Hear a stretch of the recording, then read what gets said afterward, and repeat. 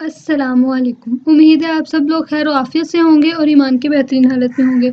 तो आज ये CS 302 का फाइनल टर्म का ये पेपर है जो अब 2022 सितंबर के अंदर जो फाइनल टर्म पेपर्स हो रहे हैं उसका ये पेपर है। तो ये मैं पूरा पेपर सोल्व करके बताऊंगी कि ये जो क्वेश्चंस हैं ये कैसे सोल्व होंगे और क्या क्या पेपर के अंदर आया है। ठीक है, तो सबसे पहले क्वेश्चन है कि हमारे पास उन्होंने फ्रीक्वेंसी दी थी कि M की फ्रीक्वेंसी 1 है, S की 4 है, P की 2 है और I की ये हफमैन ट्री जो है, जो हफमैन इनकोडिंग है उसके अंदर जब हमें एक ट्री बनाना होता है तो वो हम फ्रीक्वेंसी से बनाते हैं। तो उन्होंने हमें फ्रीक्वेंसी दे दी थी और हमें कहा कि आप इसका ट्री बनाएं। तो हम इन वैल्यूज़ को देखते हुए ट्री बनाएंगे। तो सबसे पहले छोटे हफमैन के अंदर ये रूल है कि छोटी वैल्यूज से आप ऊपर की तरफ जाते हैं कि छोटी वैल्यू की फ्रीक्वेंसी फिर बड़े की फिर उससे बड़े की, तो ऐसे करते हैं। तो यहाँ पर सबसे पहले M की वैल्यू फ्रीक्वेंसी 1 और P की है 2, तो हम पहले ये बना लेते हैं।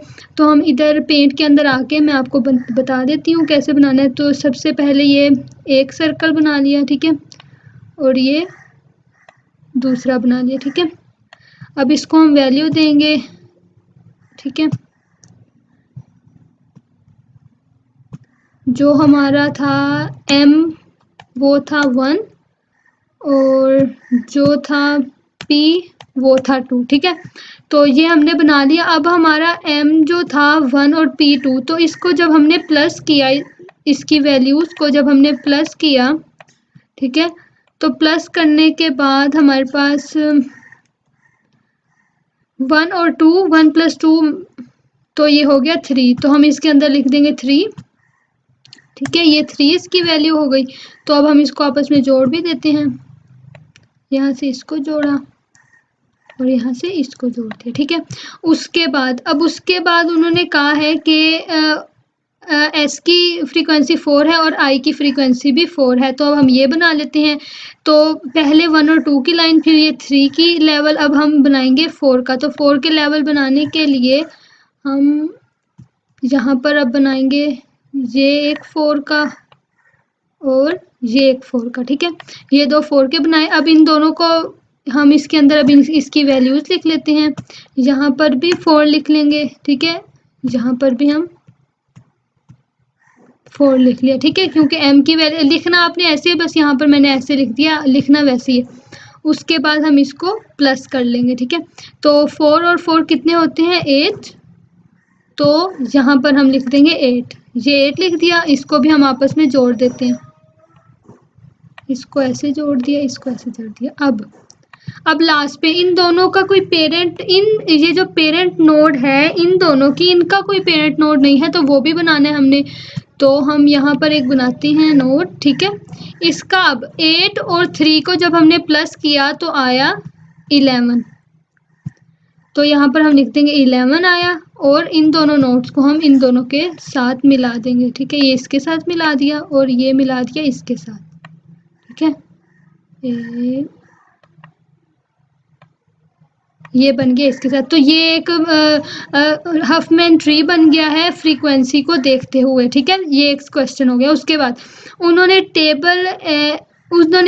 नेक्स्ट क्वेश्चन है, एक ट्री था उसके 4 नोड्स जेल करनी थी और लास्ट में जो ट्री बचा था वो लिखना था। मतलब उन्होंने ये जैसे एक ट्री बनाया हुआ है इसी तरह ही उन्होंने ट्री दिया हुआ था और उन्होंने कहा था कि जो कोई भी नोड है ना 4, वो नोड डिलीट कर दो। क्यों? अब ये इतना बड़ा ट्री है, इसके अंदर कितनी नोड्स है? 1 2 3 4 5 6 7 नोड्स हैं। तो उन्होंने कहा कि इसके अंदर से 4 नोड्स डिलीट कर दो। तो हमारे लिए तो बेहतर यही है, फ़ायदेमंद यही चीज़ है कि हम सबसे पहले जो लास्ट वाली नोड्स है ना वो डिलीट कर देते हैं। तो जब मैं इसकी ये लास्ट वाली नोड भी डिलीट कर दूंगी, ये लास्ट वाली नोड भी, ये वाली 2 और ये वाली 2 डिलीट कर दूंगी, तो हमारे पास क्या बचेगा? 8 11 और 3 ये बचेगा। बाकी ये सारी डिलीट हो जाएंगी और हम इतना ये सारा जो है ये पेस्ट कर देंगे। मैं आप लोगों को करके भी दिखा देती हूँ। तो ये देखें, इसको कट किया,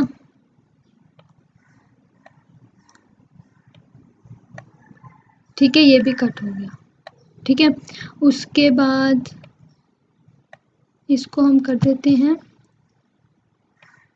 डिलीट, यहाँ से रेज कर देते हैं इसको भी हम, और ये भी रेज हो गया और ये भी रेज हो गया, तो फाइनल आंसर ये आएगा, ठीक है, जब नोट्स डिलीट करने की बात आ गई। उसके बाद उन्होंने कहा है कि एक अरे दी हुई थी, उसका ट्री बिल्ड करना था, मतलब हमें एक अरे की फॉर्म में वैल्यू दी हुई थी 1 2 3 4, जैसे वो हमें अरे की फॉर्म में देते हैं, उसका ट्री बिल्ड करना था। तो वो तो बहुत आसान, जैसे ही मैंने यहाँ पर फ्रीक्वेंसी के साथ बनाया था, तो वैसे ही अरे के साथ भी ट्री बनता है, ठीक है। उसके बाद S K is equal to S I, मतलब सेट ऑफ के जो है वो बराबर है सेट ऑफ आई के, और यूनियन है सेट ऑफ जे, ठीक है।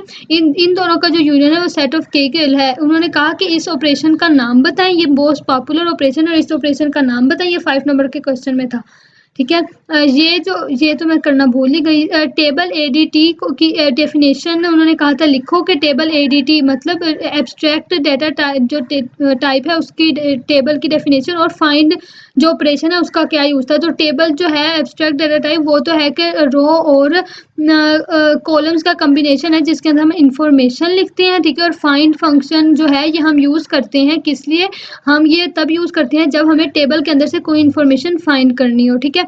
उसके बाद अब ये वाला क्वेश्चन इन्होंने कहा कि इसका नाम लिखें और इसका ये ऑपरेशन करता क्या है। तो जो सेट ऑफ आई होते हैं और सेट ऑफ जे हैं, इन दोनों की वैल्यू को का कम्बिनेशन बन जाता है एक असेंडिंग ऑर्डर में 1 2 3 4 5 6, मतलब एक लाइन की सूरत में, ठीक है। और वो जो है एस के इक्वल होता है। उसके बाद एक शॉर्ट था जिसमें मर्ज शॉर्ट और क्विक शॉर्ट का एंड टर्म बतानी थी, ठीक है। और उसके बाद इंसर्जन सिलेक्शन और बबल शॉर्ट का बताना था कि भाई इसकी क्या एंड टर्म है।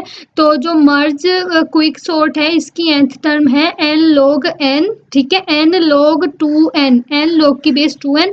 और जो हमारे पास मर्ज और क्विक शॉर्ट है इसकी है एन का एन बेस 2, ठीक है। ये इन दोनों की है, और ये शॉर्ट क्वेश्चन था। उसके बाद एक लॉन्ग था जिसमें हफमैन की कोड बिट की कैलकुलेशन बतानी थी। तो जो हफमैन की कोड बिट्स हैं उसका सॉल्यूशन ये है कि उन्होंने ना हमें पूरी एक जैसे ये मुझे एक पूरा ट्री दिया हुआ है ना, तो मैं ना इसको अगेन ट्री बना लेते हैं, मैं इसी में से आपको बताती हूँ कोड बिट क्या होती है। तो अब मैं ना यहाँ पर लिख देती हूँ, ये है 0, ये है 1, ठीक है।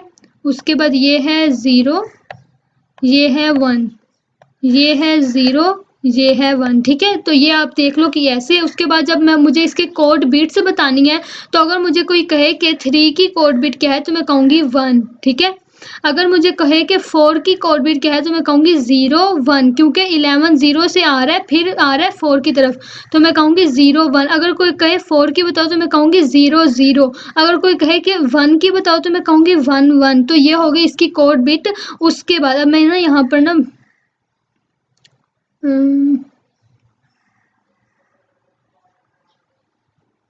यहाँ पर ही मैं लिख देती हूँ 11 की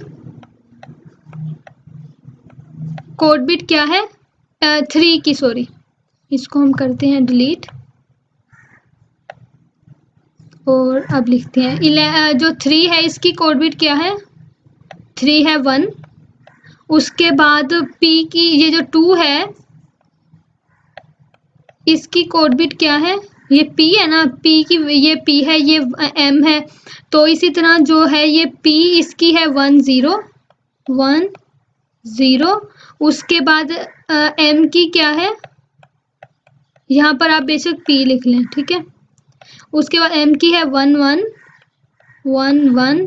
उसके बाद 4 की क्या है, ये S ये M है, तो 4 की है 0 1 0 1। और इस 4 की ये है आई थिंक S, और ये है I, ठीक है। उसके बाद S की क्या है, यहाँ S ही लिख लेते हैं, S की है 0 और 0।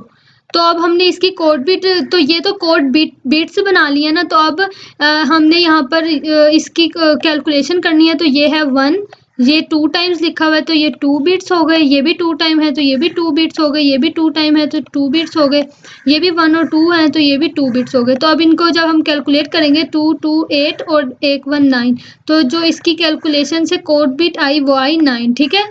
तो ये है इस क्वेश्चन का आंसर। ये 5 नंबर का लॉन्ग क्वेश्चन था जिसका ये आंसर मैंने बता दिया। तो मुझे उम्मीद है कि ये जो क्वेश्चन बताए हैं इससे इस पेपर के अगर आपका ये कोई क्वेश्चन आ जाता है मिलता-जुलता तो उसमें भी हेल्प होगी। और अगर आपका कोई और इसके अलावा कोई और इसी से रिलेटेड हेमिंग कोड से, फ्रीक्वेंसी से या उसकी कैलकुलेशन से रिलेटेड कोई क्वेश्चन या कोई ट्री बनाने के रिलेटेड आएगा तो मुझे उम्मीद है कि जैसे मैंने तरीका बताया तो आप लोगों को सब समझ आएगी। इंशाल्लाह फिर मिलते हैं नेक्स्ट वीडियो में। अल्लाह हाफ़िज़।